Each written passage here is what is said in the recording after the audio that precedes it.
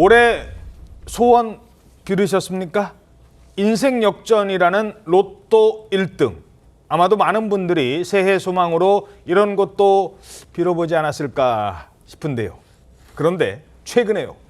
진짜로. 그것도 아주 특별한 형제가 로또 1등에 당첨이 됐대요. 그런데 당첨금이 무려 40억.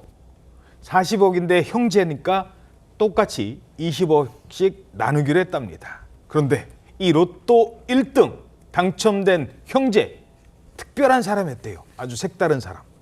누구였습니까? 네, 형제가 당첨된 것도 신기한데 한국인이 아니었습니다. 어잉? 태국인 이제 형제였는데요. 태국인요? 네, 경기도 파주에서 지금 일하고 있다고 합니다. 이 태국인 형제는 경기 파주시 금촌역 인근에서 수동이 아닌 자동으로 로또를 구매했다고 하고요. 예. 지난 18일에 발표된 로또에서 1등에 당첨이 됐습니다. 이 SNS를 보고 계신데 형제의 소식은 한국에 거주하는 태국인의 SNS를 통해서 알려졌습니다. 이 형제의 모습을 보시면 흐뭇한 미소를 짓고 한 명은 엄지손가락을 들어 보이고 또 다른 한 명은 두 손가락으로 V를 만들어서 이제 기분 좋은 모습을 보이는데요. 한국 돈으로 약 40억 원인데 이 돈을 태국 돈으로 환전하면 약 9,600만 바트라고 합니다. 그거 얼마나 많은 돈이에요? 근데 너무 큰 돈인데 네. 그래서 이제 한화 약 19억 원을 이제 서로 나눠 갖기로 했고요. 태국인 노동자의 한 달 월급이 약 40에서 70만 원 정도로 추정이 된다고 합니다. 우리 돈으로 40에서 70만 원인데 40억이 들어왔어요? 네, 그런데 그러니까 이제 세금을 제외한 금액이라고 하더라도 정말 엄청난 액수에 당첨이 된 겁니다. 저희들이 알아보니까 한 40억 되면 태국에서는 3대가 그냥 놀고 먹고 살만할 정도는 된다고 합니다. 물론 뭐 쓰는 폭에 따라 다르지만.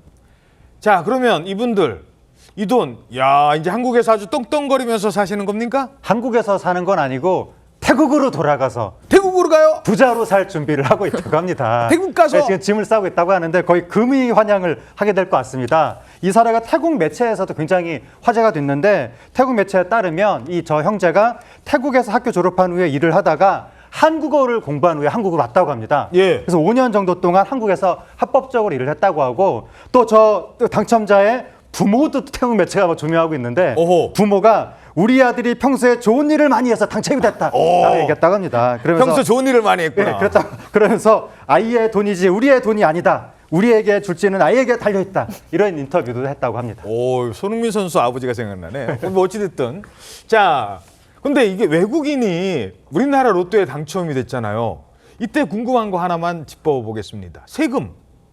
이 세금은 어떻게 되는 거예요?